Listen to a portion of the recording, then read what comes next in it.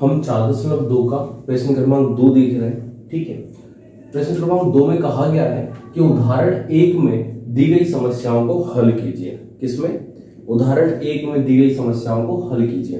तो हम उदाहरण नंबर 1 की तरफ चल रहे हैं। ठीक है, उदाहरण नंबर 1 की तरफ हम जब जाते हैं तो उदाहरण नंबर 1 में हमें 2 समस्याएं दी गई हैं। कितनी?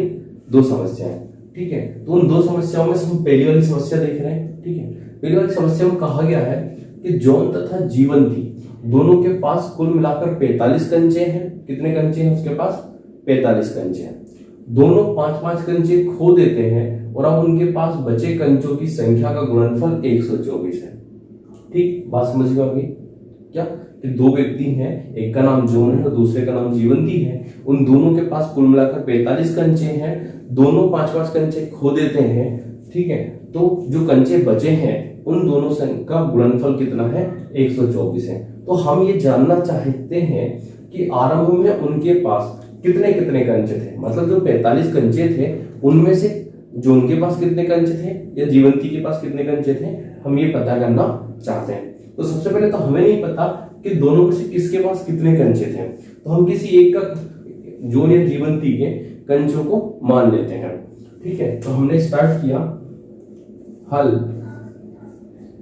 ठीक, हल फर्स्ट वाले क्वेश्चन का, और हमने लिखा क्या? माना कि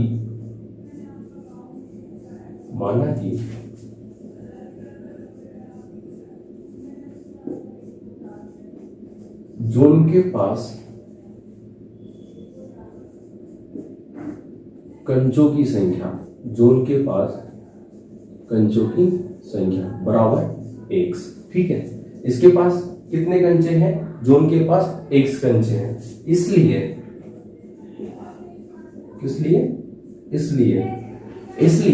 जीवंती के पास कितने कंचे बचेंगे?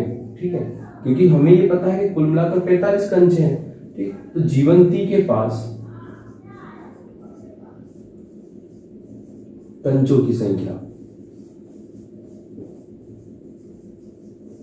जीवंती के पास कंचों की संख्या कितनी होगी? क्या 45 माइनस 1 होगी। ठीक है, क्योंकि कुल मिलाकर 45 है, उनमें से x किसके पास है? जॉन के पास है। तो जो बचे हुए होंगे 45 माइनस 6 वो किसके पास होंगे? जीवंती के पास होंगे।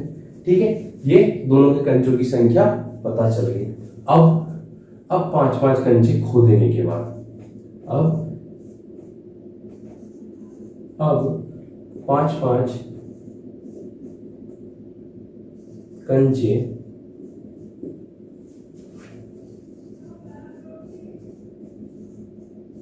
खो देने के बाद, ठीक है, क्या कहना? जॉन के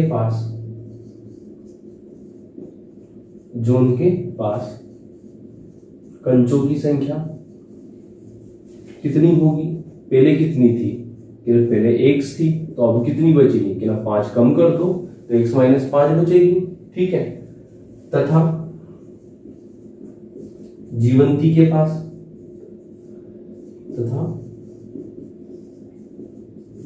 के पास कंचों की संख्या कितनी बचेगी? कि ना पहले 45 माइनस 1 थी, इसमें से 5 और कम कर दो। ठीक है, तो 45 में से 5 जाएगा तो कितना बचा? कि ना 40 बचा। तो मतलब 40 माइनस 1 बचेंगे। ठीक है, जो उनके पास 5-5 कंचे खो देने के बाद जो उनके पास जो बचे हुए कंचे हैं वो x माइनस 5 है, और जीवंती के पास जो बचे हुए कंचे हैं वो 40 माइनस 1 है। यहां तक क्लियर है? कोई दिक्कत परेशानी नहीं। अब हम बात कर रहे हैं प्रश्न अनुसार। ठीक है, किसके अनुसार? प्रश्न के अनुसार प्रश्न ने हमसे एक बात कही है। क्या कहा है? कि दोनों के 5-5 कंचे खो देते हैं और अब उनके पास बचे कंचों की संख्या का गुणनफल 124 है। ठीक है, जॉन और जीवंती के पास जो बचे हुए कंचे हैं, ठीक, तो जॉन के पास कितने हैं? x माइनस 5 है, और जीवंती के पास कितने हैं? कि ना 40 माइनस 1 है, और इन दोनों का गुणनफल कितना है? कि ना 124 है। ठीक है, यही बोला है उसने। ठीक है, तो हम सॉल्व कर ले इसको। कैसे करेंगे? 1 का गुणा 40 में करूंगा तो 40x हो जाएगा, x का गुणा माइनस x में करूंगा तो माइनस x स्क्वायर हो जाएगा, माइनस 5 का गुणा 440 में करूंगा तो माइनस का 200 हो जाएगा और माइनस माइनस प्लस हो जाएगा, 5 का गुणा x में करूंगा तो 5x हो जाएगा, बराबर में 124 बचा। ठीक है, इन सबको मैं उस साइड लेके जा रहा हूं, ले जाऊं। ये माइनस का x है, एक्स स्क्वायर है, इसको उधर लेके जाओ तो प्लस का एक्स स्क्वायर हो जाएगा।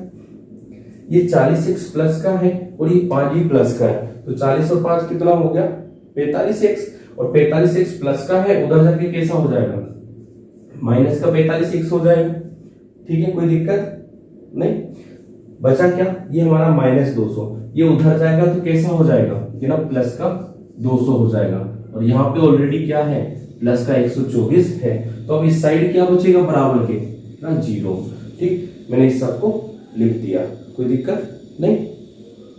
कुछ हो तो बताओ, नहीं ना, ठीक है। अब क्या बचा, क्या ये तो एक्स स्क्वायर बचा हमारा, ये माइनस का 45x हो गया हमारा, और ये दोनों प्लस करूंगा तो कितना हो जाएगा, कितना 324 हो जाएगा, बराबर में 0। ये तो मिल गया हमें साधारण एक समीकरण। ठीक है, अब इस समीकरण को हम हल करेंगे, तो थोड़ी सी मुझे जगह चाहिए, मैं ऊपर से साफ कर लूं। आप सभी ने नोट किया इसको, ओके।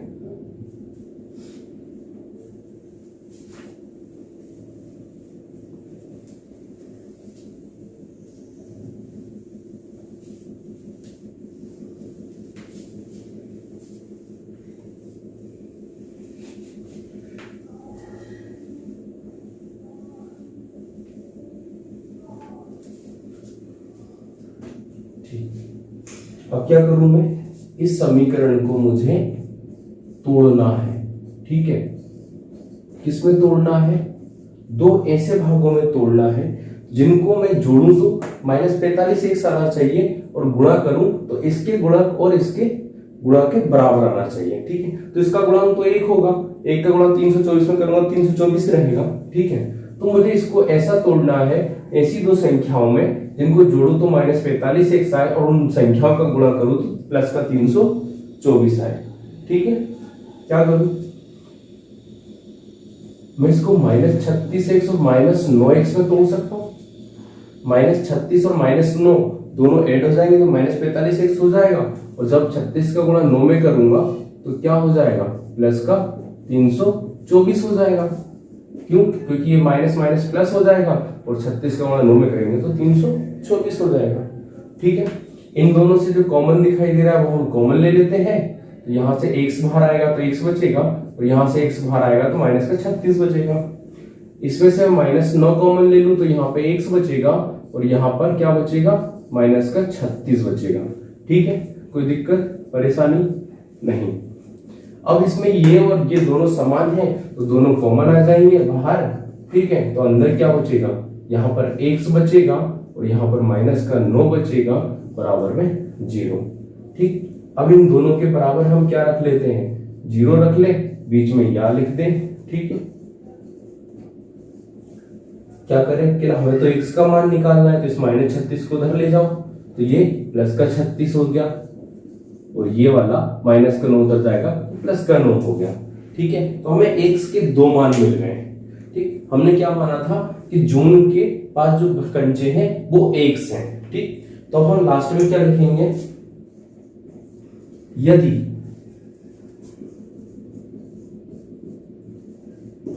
जोन के पास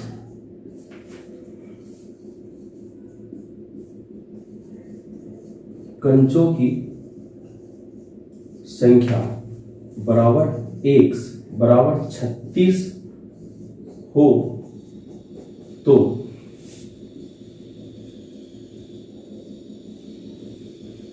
जीवंती के पास कंचों की संख्या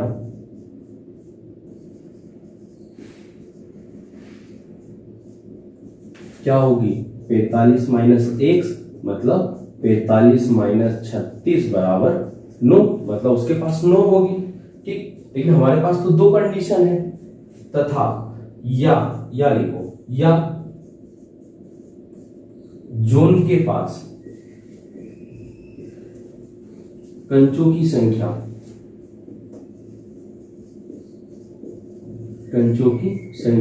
बराबर x बराबर 9 हो तो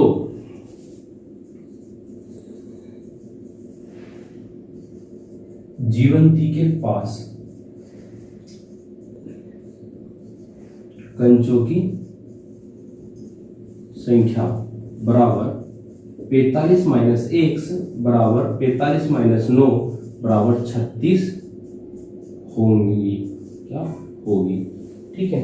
अब इसमें क्या समझ में आ गया हमें कि हमें ये पक्का नहीं कह सकते, कंफर्म नहीं कह सकते कि इन दोनों में से किसके पास 36 है और किसके पास 9 है। हमें ये तो पता है कि कुल मिलाकर दोनों के पास 45 कंचे हैं, लेकिन x के दो मान आए हैं और दोनों पॉजिटिव आए हैं। अगर कोई भी एक इनमें से अगर नकारात्मक आता, मतलब ऋणात्मक आता या फिर नेगेटिव आता, तो हम क्या करते हैं, हम ये उसको हटा, क्योंकि ऋणात्मक तो हो ही नहीं सकता, किसी व्यक्ति के पास कंचे ऋणात्मक नहीं हो सकते। ठीक, इसलिए हम क्या कर सकते थे, उसको हटा सकते थे अगर ऋणात्मक आता, लेकिन यहाँ तो दोनों पॉजिटिव मान है, तो इसलिए दोनों को रखना पड़ेगा। तो हमें कंफर्म नहीं पता कि जॉन के पास कितने कंचे हैं, तो हमने एक बार मान लिया 36। अगर जॉन के पास 36 होंगे तो जीवंती के पास 9 होंगे। हमने दूसरी बार मान लिया कि जॉन के पास जो कंचे हैं वो कितने हैं, 9, तो जीवंती के पास कितने होंगे, 36। ठीक है, ये आपको लास्ट में लिखना होगा। ठीक, ये क्वेश्चन हो गया कंप्लीट। ओके, अब हम इसका दूसरा वाला क्वेश्चन देख रहे हैं। ठीक है, इसमें ठीक है, उदाहरण नंबर 1 में दूसरी समस्या दी गई है, हम उसकी बात कर रहे हैं। दूसरी समस्या में दिया गया है, एक कुटीर उद्योग एक दिन में कुछ खिलौने निर्मित करता है। एक कुटीर उद्योग है, ठीक, मतलब कुछ घरेलू फैक्ट्री है, घर में जो छोटी वाली फैक्ट्री, ठीक, उसमें कुछ खिलौने निर्मित करता है। प्रत्येक खिलौने का मूल्य 55 में से एक दिन में निर्मित खिलौनों को घटाने से प्राप्त जो संख्या है उसके बराबर है। ठीक है, किसी एक दिन कुल निर्माण लागत 750 रुपए थी। हम उस दिन निर्माण खिलौनों की संख्या ज्ञात करना चाहते हैं। ठीक, तो बात समझ में आई क्या, कि हमें नहीं पता कि वो कितने खिलौने निर्माण करता है, तो हमने मान लिया, क्या मान लिया, तो चलो हम लिखते हैं क्या, हल किसका, दूसरे वाले क्वेश्चन का। ठीक है, हल क्या, माना कि उस दिन, किस दिन, जिस दिन की उसने बात कही, किसी एक दिन की बात कही है, हमें नहीं पता वो कौन सा दिन था, हमने लिख दिया उस दिन निर्मित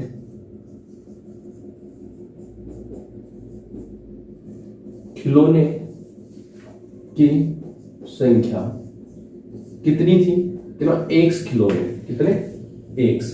हमें नहीं पता वो कितने खिलौने निर्मित करता है, तो हमने मान लिया कि उस दिन उसने x खिलौने बनाए। ठीक है, x खिलौने निर्मित किए।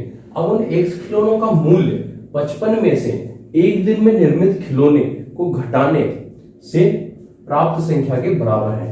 ठीक है, प्रत्येक खिलौने का मूल्य। ठीक, तो हम लिख रहे हैं अब क्या, इसलिए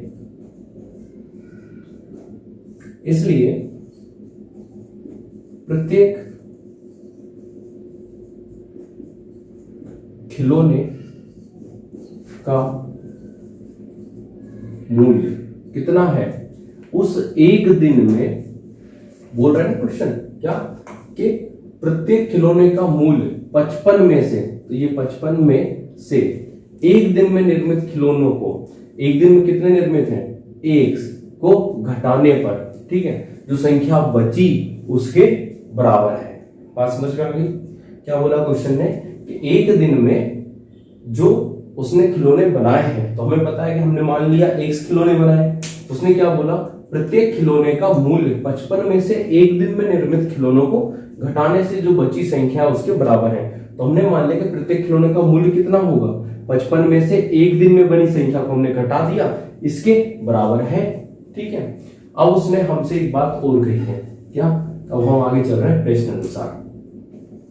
अब हम आगे किसके अनुसार चल रहे हैं, प्रश्न के अनुसार। हमने यहां लिखेंगे प्रश्न अनुसार। प्रश्न में क्या कहा गया है कि किसी एक दिन कुल निर्माण लागत 750 रुपए। ठीक है, तो कुल निर्माण लागत कैसे पता चलेगी, तो हमें पता है कि एक खिलौने की कीमत इतनी है, ठीक है, और एक दिन में जो खिलौने निर्मित किए गए हैं वो इतने हैं। ठीक, अगर इन दोनों का गुणा कर दूं तो मुझे पता चल जाएगा कि कुल लागत इतनी है। ठीक, जो कि उसमें लिख कर दी है, तो हमने इसको कर लिया। अब इसको सॉल्व भी तो करना है, तो क्या करें, कि ना x का गुणा 55 में करूंगा तो 55x हो जाएगा, x का गुणा -x में करूंगा तो x² हो जाएगा, और ये 750 हमारा। इन सबको उधर ले जाओ, ठीक है, तो मैं इस -x को उधर लेके जाऊंगा तो प्लस का x² हो जाएगा, ठीक, ये 55x उधर जाएगा तो माइनस का हो जाएगा, और ये 750 वही है तो ये 450 प्लस का ही रहेगा, और इस साइड कुछ नहीं बचा, मतलब 0 बचा, ठीक है। अब क्या करें, क्या कुछ नहीं, इसको हमें तोड़ना है दो ऐसे भागों में कि जोड़े तो -55x आए और गुणा करें तो क्या है 750 आए, क्योंकि यहाँ तो 1 है और 1 का गुणा 7 से 50 में करोगे तो 750 ही आएगा। तो इसको ऐसा कैसे तोड़ूं, तो मैंने इसको तोड़ा कैसे, -30x और -25x, मैं इन दोनों को जोड़ूंगा तो -55x आएगा और इन दोनों को गुणा करूंगा तो प्लस का 750 आएगा। कोई दिक्कत नहीं, ओके। अब क्या करें, क्या इन दोनों में जो कॉमन दिख रहा है उसको कॉमन ले लो, इन दोनों में जो कॉमन दिखाई दे रहा है उसको कॉमन ले लो, ठीक है। तो यहाँ पे से तो मुझे x दिखाई दे रहा है सिर्फ, ठीक है, यहां से कुछ ऐसा कॉमन लूं ताकि जो इसके समान हो जाए, तो हमने यहां से -25 कॉमन ले लिया। दोनों जगह पर हमें क्या दिखाई दे रहा है, दोनों जगह पर हमें x - 30 कॉमन दिखाई दे रहा है, तो मैंने x - 30 को बाहर निकाला तो अंदर क्या बचा, एक जगह x बचा और दूसरी जगह -25 बराबर में 0, ठीक है। एक बार इसके बराबर 0 रख दो, बीच में या लिखो, और दूसरी बार इसके बराबर में 0 लिख दो, ठीक है। अब क्या कहना, हमें तो x का मान चाहिए, तो इस -30 को उधर लेके जाओगे तो प्लस का 30 हो जाएगा, और इस -25 को उधर लेके जाओगे तो प्लस का 25 हो जाएगा, ठीक है।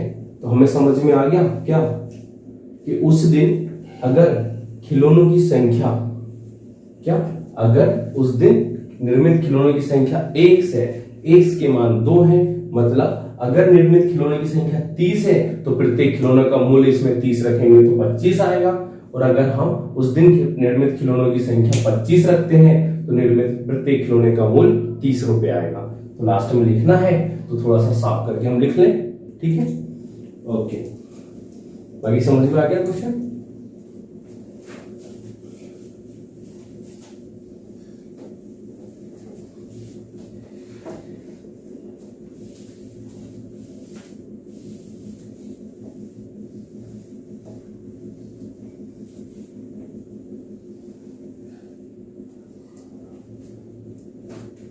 क्या लिखे, यदि प्रत्येक मत लिखो, ठीक है, यदि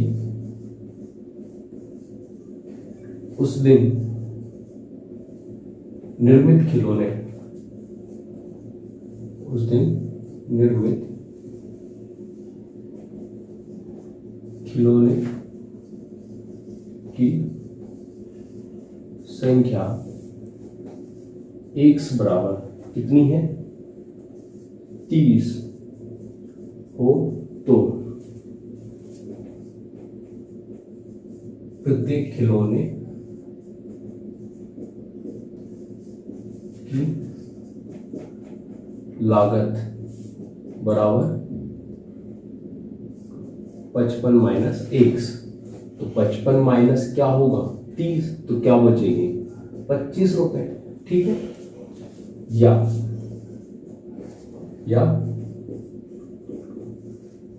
उस दिन निर्मित खिलौने की संख्या बराबर x बराबर क्या रखेंगे हम 25, तो हो तो प्रत्येक खिलौने की लागत बराबर क्या होगा 55 माइनस x, और 55 से अगर मैं 25 माइनस करूंगा तो क्या बचेगी 30 रुपए, ठीक है। ये हमारा उत्तर हो गया। मतलब हम कंफर्म नहीं कह सकते, क्यों, क्योंकि हमें पता है कि हमने उस दिन खिलौने की निर्मित संख्या x मानी थी, और जब हमने समीकरण को हल किया तो हमें x के 2 मान निकले। मतलब अगर उस दिन खिलौने की संख्या जो मानी है हमने वो 2 हो सकती है, खिलौने 30 भी हो सकते हैं और 25 भी निर्मित हो सकते हैं। लेकिन अगर 750 रुपए हमें लाना है एक दिन का लागत, तो हमें क्या मानना पड़ेगा, अगर निर्मित खिलौने 30 हैं तो लागत प्रत्येक की क्या होगी, 25 रुपए होगी, और अगर निर्मित खिलौने 25 हैं तो प्रत्येक खिलौने की लागत 30 रुपए होगी। तब जाके इन दोनों का प्रत्येक दिन की लागत कितनी आएगी, 750 रुपए आएगी। ठीक है, ये क्वेश्चन समझ में आ गया। ओके।